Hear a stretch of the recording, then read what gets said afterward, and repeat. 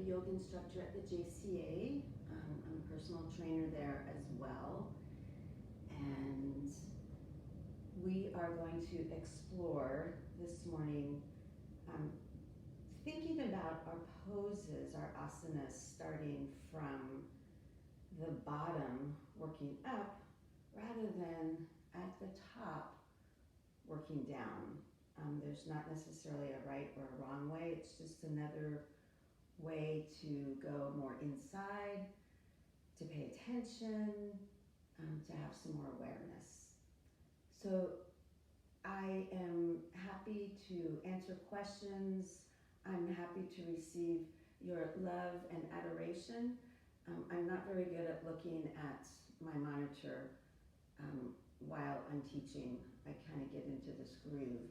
So feel free to let me know that you're here, and I will take a look at everything afterwards. If it's something really pressing, call me. Okay, so we are actually going to start today doing a bit of a chest opener. And the way that I would like for you to do that is, I have a rolled up sticky mat here, but I'll show you how I got there. And you could get a towel, like a beach towel. Longer would be better than a regular towel. So I'm folding my mat in half, and mine's a little bit maybe thicker than some. You don't want it much thicker than this. And then from here, I'm going to put it down on the floor. You want to make sure that it doesn't unfurl too much. And have it straight. So right here at the edge of the mat is where it's going to hit, just above my waist. So I don't want it here on my lower back. And I'm going to lie down, keeping my knees bent. To begin, you can straighten your legs eventually, and then just allow yourself to lie down on that sticky mat. So for some of you, I happen to have a blanket here, but it could be a really thin pillow. If you find that your head is not staying in line, so you want to have your chin fairly level, then you could put something underneath your neck. Just have your arms out by your side, and just allow yourself to breathe and to feel maybe a gradual opening across your chest, across your collarbones, and just kind of notice what happens to your body. If you begin to feel like you could take your legs out straight in front of you, that would be fine. If it begins to bother your lower back, then you can bend your knees again and have your feet on the floor. And just notice your breath.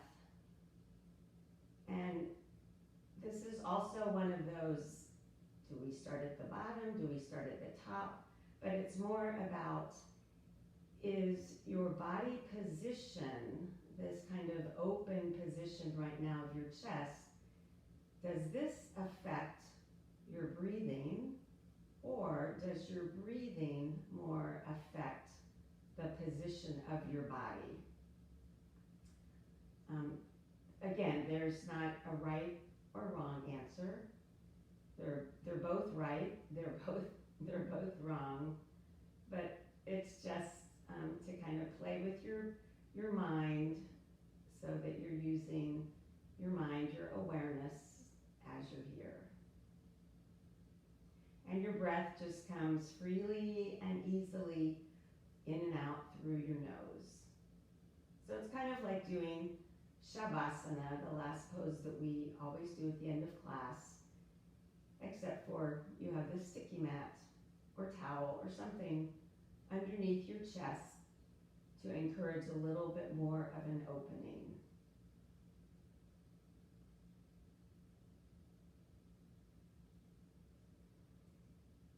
And then go ahead and with your next breath in, if your legs are straight, allow your knees to bend, feet come onto the floor, and then carefully roll off of that height to your side. And then you're going to use your hands and your arms to press yourself back up into a sitting position. We're going to do one more thing on the floor to also open up our hips. And I call it a lotus preparation exercise. So you're just going to lie on your back. Again, if you're someone that when you lie on your back, your head goes way back like this, then you want to take something, a towel. A block is often a little bit too tall, but it depends on how much your neck is extended back. And we're going to start with our knees bent. Go ahead and bring your right foot to the outside of your left knee. Try to keep your hips level, even on the floor. Take your right hand and press your right thigh away from you. So I didn't say press your knee away from you. You're pressing your thigh. And I'm kind of pushing at the middle part of my thigh, but I could also push a little bit more from the very top of my thigh. And then go ahead and release that foot, that leg back down to the floor. Do the same thing on your left side. So we're going to do this in 3 parts. So this is part number 1. And just begin to feel maybe a release in your hip, maybe a little bit more space in between your thigh bone and your pelvis, your hip. Breathe. And then release, go back to the first side. This time you're going to take that foot and see if you can bring it a little bit lower onto more of that upper part of your thigh. Foot can still be kind of going off to the side. If this is too much, go back to the initial position. Again, use your right hand to press that right thigh away from you, but keep your hips level on the floor. You don't want to be shifting yourself to one side or the other. Breathe. And then release. Take the second side. So the movement is coming from your hip. It's not coming from your knee. Your knee is just at the effect of what you're doing in that hip joint. So you press, breathe.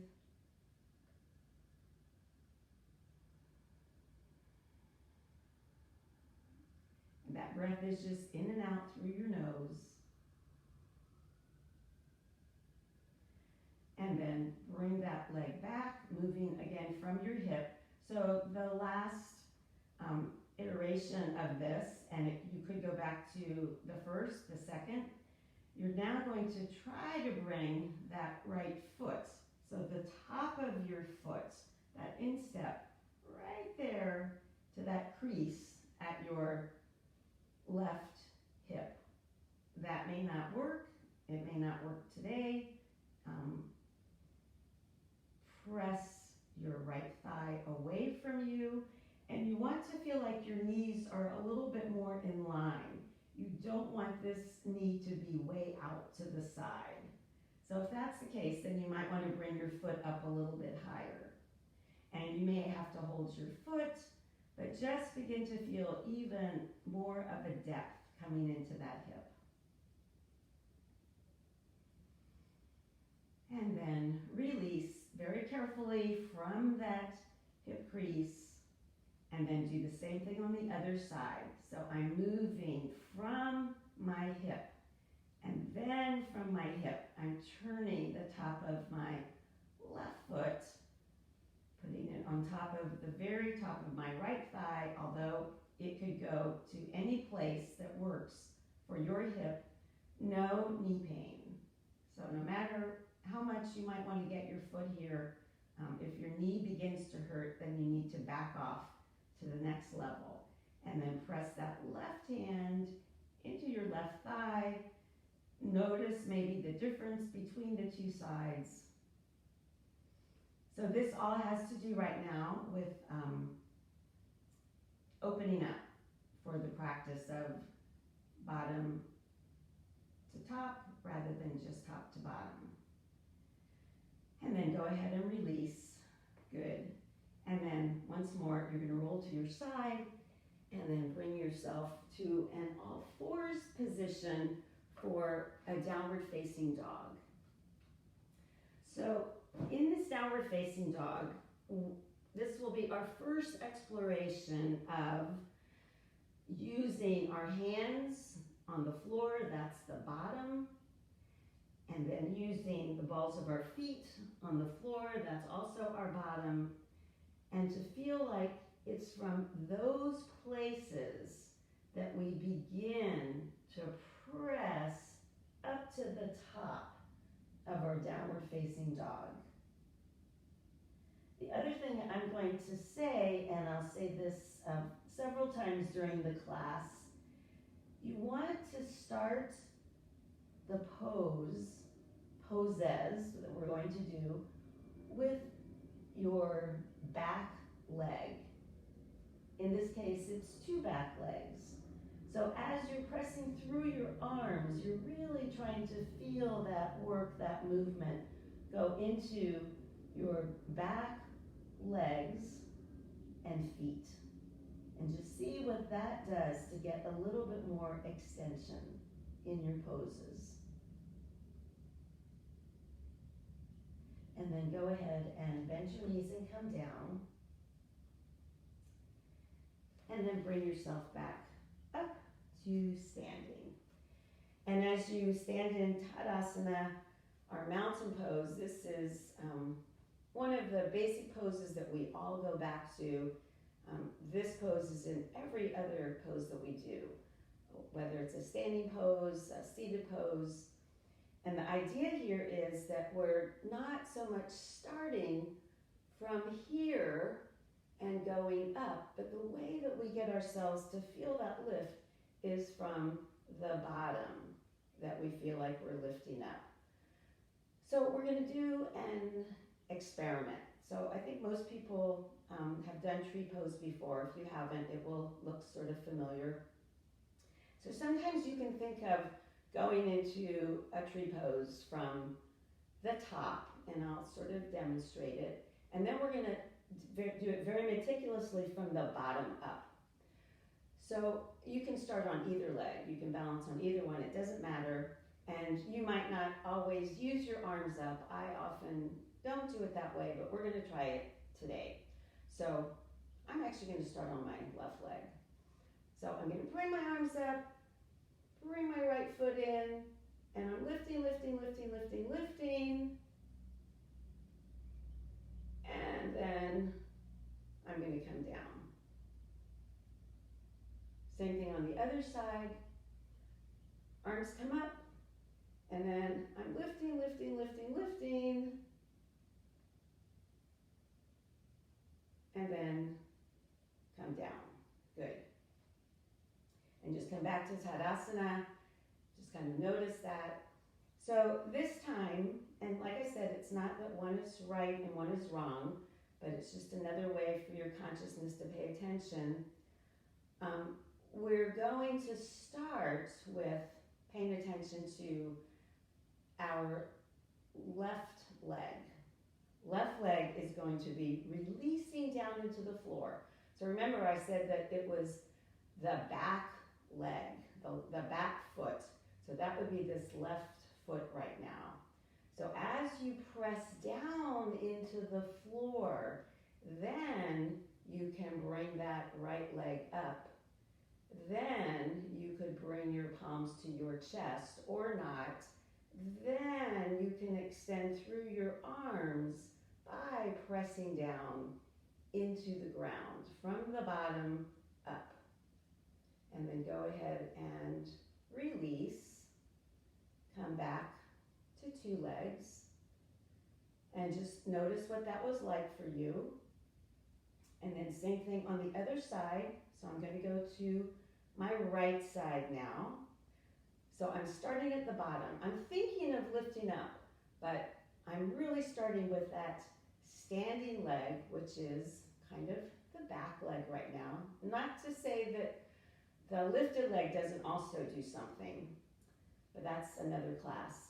So as you press down through that right foot, can you then feel that lifting up through your body that allows you to pick up your other leg, that allows you to maybe then extend through your arms, but don't forget about that standing leg, the one that's giving you the energy to then move up.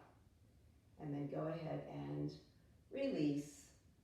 Good. Take your legs a little bit wider apart, and then take yourself out and over, and just let yourself hang. Hold on to either one of your elbows, and just release. Feel a release through the backs of your legs.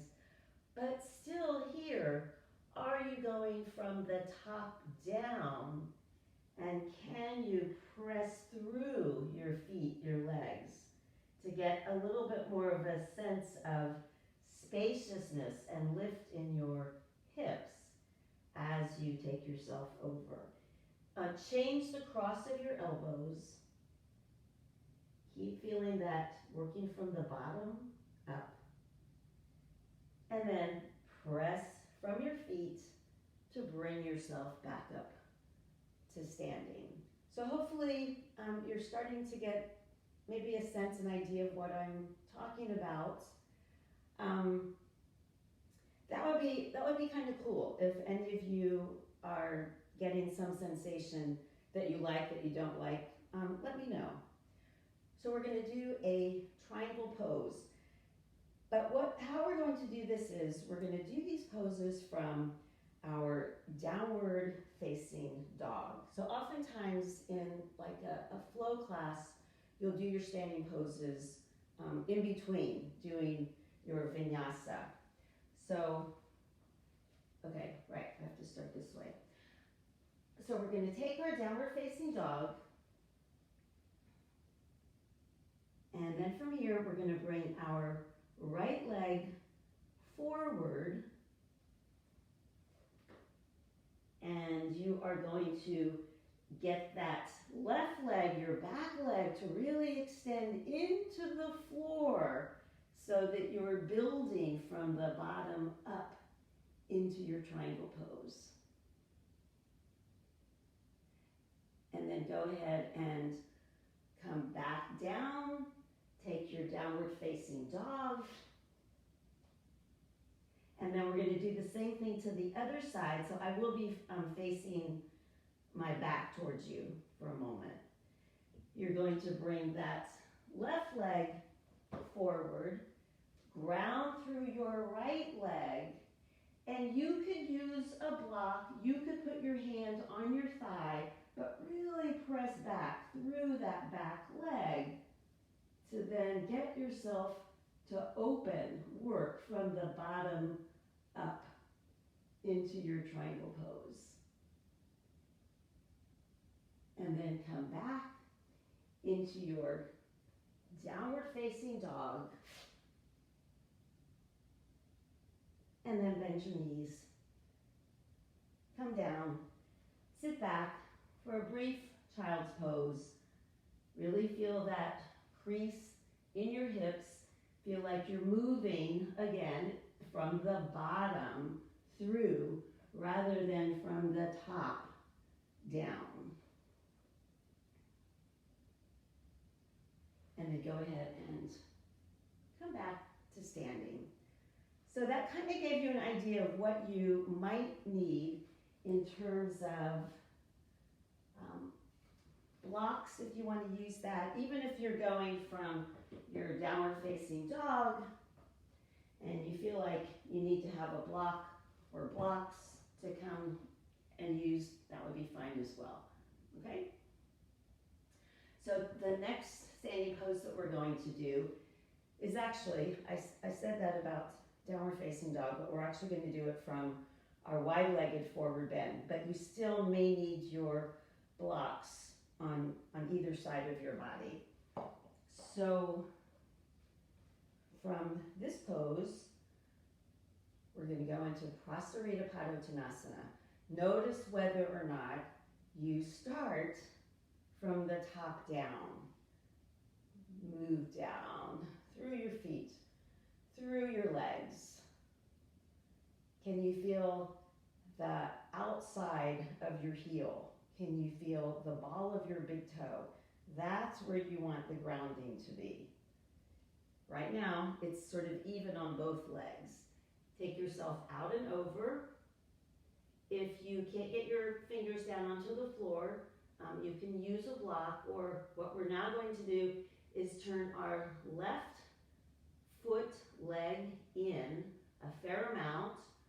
Turn your right leg out, and then your back leg is your left leg. Whichever leg you are not going over, that's your front leg.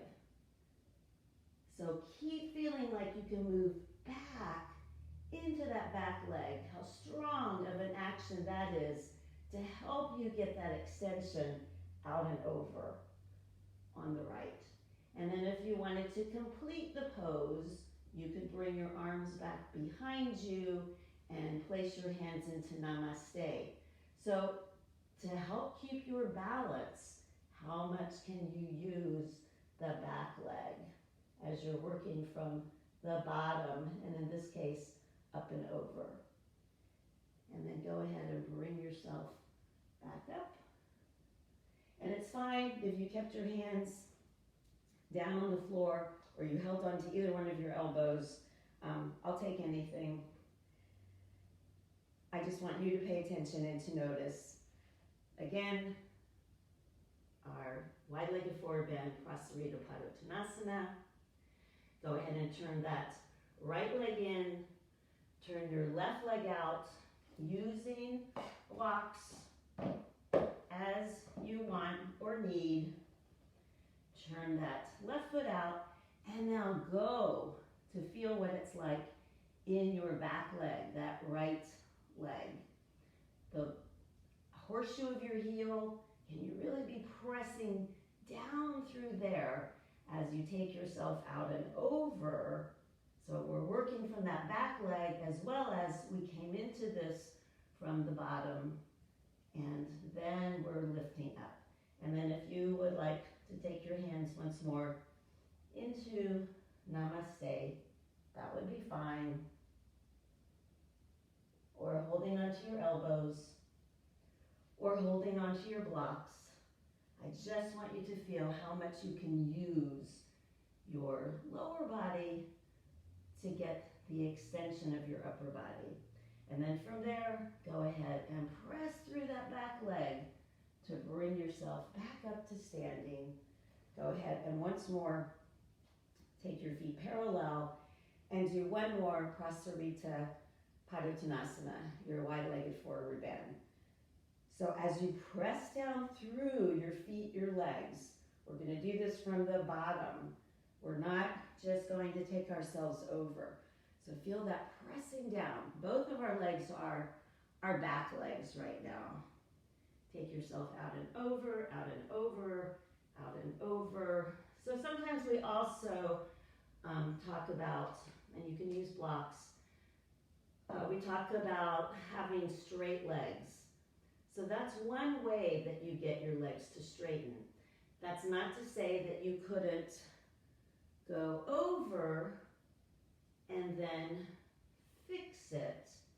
But today, we're going in this other direction. Go ahead and bring yourselves back up. Good. So we're going back now to downward facing dog into a revolved triangle. You may want to have your blocks for this. So I'm going to start my downward facing dog. Let's see, I'm going to need the block. Well, it could be on either side. So I'm going to take myself into my downward facing dog. And then from here, I'm going to keep my left leg back. I'm going to bring my right leg forward. I'm going to straighten both legs. I'm sending more of that straightening into my back leg. You may need to have a block. You could put your left hand onto your shin, and then you're going to pay attention to working from the bottom up through your whole leg, hips, torso, arm, and then still keeping strong through your legs. Come back. Take yourself back into a downward facing dog. And then other side. That left leg comes forward. And now you're going to lift from your feet, particularly paying attention to that right back leg. And then from there, press down. Use that ability to work with your legs in order to then get yourself to take that twist around.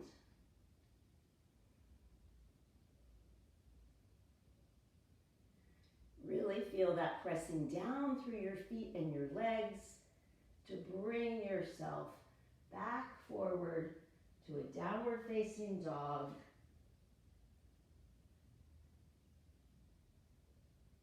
And then walk your hands towards your feet and your feet towards your hands. You'll be in that narrow forward bend. And then go ahead and bring yourself back up. And hopefully you were using that pressing down through your feet in order to come back up. How are we doing? Is this making any sense? Is it making you more stable? I hope it's giving you a little bit of food for thought.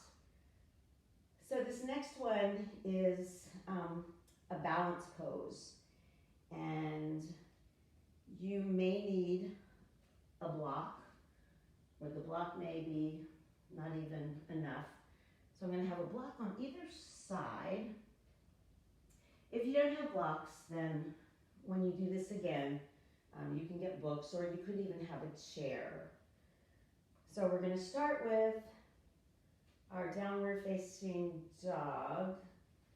Okay, we're going to be going to the right first.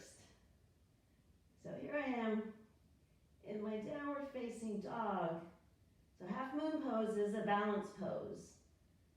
So we're going to have our left leg back, our right leg is forward. So we're going to bring that right leg forward, and then from there, we're going to lift up into our half moon pose. Are you using that back leg, that back foot, extending through your heel in order to get yourself to lift up into that pose rather than doing it from the top down? And then go ahead and bend in that front leg, come back into your downward facing dog, and I'll just have my back to you for the second side. So this time you're going to keep your right leg back. That's the one that's giving you the pose from the bottom up. And then go ahead and bring that left leg forward as you press out through your right leg. Press out through your right leg. And that's what helps you to get that extension, that ability to balance. I didn't say that this was easy. And then go ahead and come down, go back into your downward facing dog. And then once more, walk your feet towards your hands towards your feet, and then using the strength of your feet and your legs, bring yourself back up. Good. So last standing pose that I want us to work with to feel that movement from the bottom up as well as from the back leg, really giving that some focus. I say back leg, but it actually starts at your foot. So we're going to go into Parsvakonasana. I know you probably don't know what I'm talking about when I say these names, but it's, some people call it stretched flank.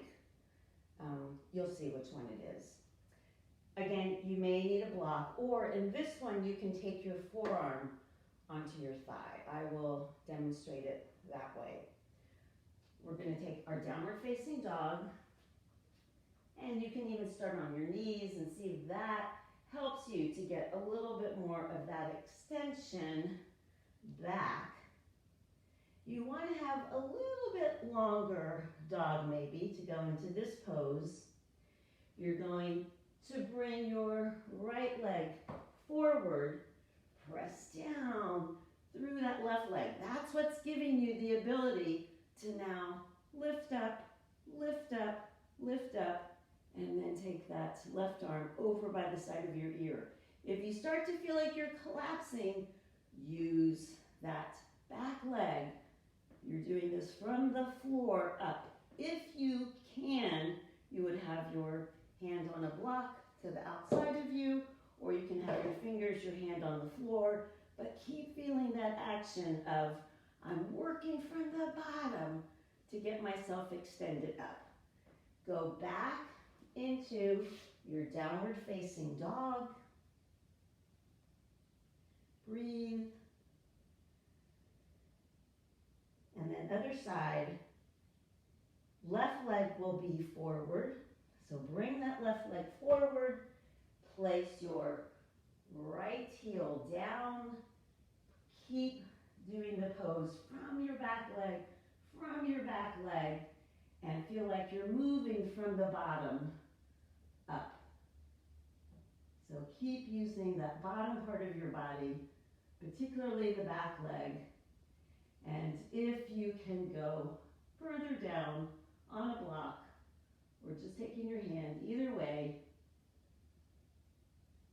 So sometimes this pose is actually done with both arms extending out. And that's when you can't go from the top down. It really helps to be working from the bottom to get yourself extended out. Take yourself back into your downward facing dog.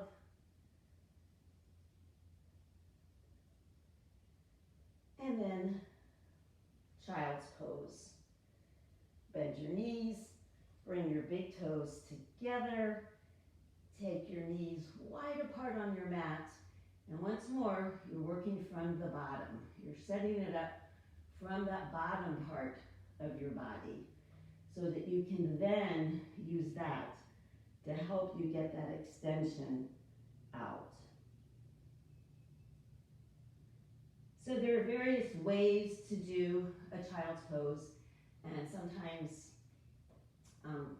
when we're doing it in a very restorative way, you might put your head on the ground and not be as concerned about how much you're getting that extension. But it's a restorative practice, but it's not an official restorative practice. How's that? And then go ahead and bring yourself back up. Good, good, good. And then just once more, come to standing, just to feel our Tadasana, our mountain pose. And just notice what that's like. So I know for myself, I have to constantly remind myself, because I have a tendency to want to just go up, up, up, up, up, up, up. And you can do that, but you have to start with ground, ground, ground, ground, ground, and then let that get you up. But it's more of an internal action then. So just things to notice. It's a lifetime work. And then have a seat. And if you need to sit on some height, you can have your pillow, your other sticky mat, your towel, your blanket, and then take your legs out wide apart into Upavista Konasana. So if I were able to have a wall, and I'm going to use this as my example of a wall, I want to feel like this is from the bottom up. So I don't have a back leg or a front leg now. These are both the same. I want to feel like I can extend out through my heel. I can extend out through the ball of my foot. And you might hear like a crash happening right now. There we go. And that's the way that you want to be using your legs. That's working from the bottom to then get yourself to be lifted up, instead of just lifting up this way. So probably you don't want to use blocks if you have a really nice expensive floor. And then from here we're going to take a forward bend. So you know that I'm often very strict about extending from your hips, extending through your spine, as opposed to going from the top down. So use your legs. I'm not talking much today, in fact at all, I haven't mentioned. Can you feel your abdominals, your core pulling in and back? But again, that's another class. And you keep that extension out through your legs. You do not have to grab onto your feet. I just want you to be able to feel that action through your legs to open up your hips. From this place, we're now going to turn our left leg into our back leg. So as I turn towards my right leg, I don't want to forget about that back leg. That's how I'm getting myself more into the pose. So I really extend out. Imagine that there's a wall, not just that block, but a wall. And I extend out through that leg. Your sit bone on that left side may slightly come off the floor. That's all right. But that's how you get yourself out and over, rather than starting at the top to take yourself over. Go ahead and come back once more to the center. Now we're switching. This right leg becomes our back leg, and you really want to extend out through your heel. You want to extend out through the ball of your foot, and then you get yourself to come out and over that front leg. Once more, my sit bone is off the floor, but I'm really extending through my leg, attempting to keep more of the back of my thigh on the floor. And then go ahead and come back to the center, and then bring yourself back up to sitting. So I want to do one more thing here from this pose, from Upavista Konasana. If this starts to feel like too much, you can bring your legs a little bit closer together. So this one is actually, it's a back bending pose. So we're going to take a slight twist around towards our right. So in this case, my back leg is going to be my right leg. I'm then going to take this left arm, I'm going to stretch it out in front of me, and I'm going to move it over to my left foot, grab onto the top of my foot, use that back leg to help me come from the bottom up, out and over through that right arm. My right sit bone is off the floor. And then press out through that right leg to get that extension through your body to bring yourself back up. And then you're going to take a slight twist around towards your left, which you're also doing that from the bottom, working your way up. And then as you take this right arm, I'm going to have it out in front of me, extending. As I take that around to my right foot, if you can't go there, You could just have your elbow on the ground. You could have your hand on the ground with your arm, and you can even use your opposite hand on your hip. That would be totally fine and appropriate. What do they say? Rome wasn't built in a day.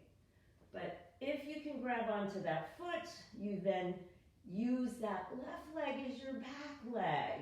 And that's the one that you're moving from in order to get yourself out and over into this back bend. This is not a forward bend. It is a back bend. And I am not a beautiful example of this because eventually I would have my whole head on my leg. And then go ahead and bring yourself back up to the center. But it's not bad, even without having my head on my leg. So maybe that will make some of you feel a little bit better. Go ahead and take your legs out straight. And then just sit in Dandasana, sit up nice and tall. Notice whether or not you are pulling up, and instead, can you feel that you're extending out? So now the bottom it's your whole leg in some way. And then you're extending through your heels, through the balls of your feet. And does that help you to get a little bit more lifted and extended? Just notice what your body feels like. We've been on kind of a journey. Every yoga class or every yoga practice is a journey. That's kind of the idea. And then it's time for Shavasana. So go ahead and get whatever you might need as you lie on your back. As you have your arms out by your side, about 6 inches away from your body.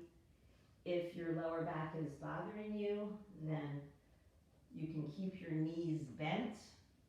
Take your feet out to the outsides of your mat. Let your knees kind of roll into each other.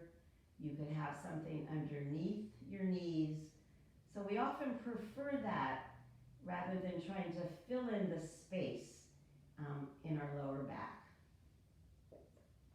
And if you can extend out through your legs, then extend out through both of your legs. Arms are about 6 inches away from your body. And now you let go. There's a top, there's a bottom, but this is just a letting go. So wherever your body begins to feel that it can be more supported by the earth, the floor underneath you, that's where we're going in Shavasana. So you let go at the top of your right thigh, and then that little toe side of your right foot may fall towards the floor. As you let go in your left thigh, the little toe side of your left foot may release down towards the floor. Keep your breath moving freely and easily in and out through your nose. And we'll be here for about another minute. Just breathing, letting go. Shoulders out through arms, out through fingertips. Muscles of your face release and let go. And as those facial muscles, scalp, neck, as that lets go, maybe you begin to feel even a little bit more, another level of release coming into your body.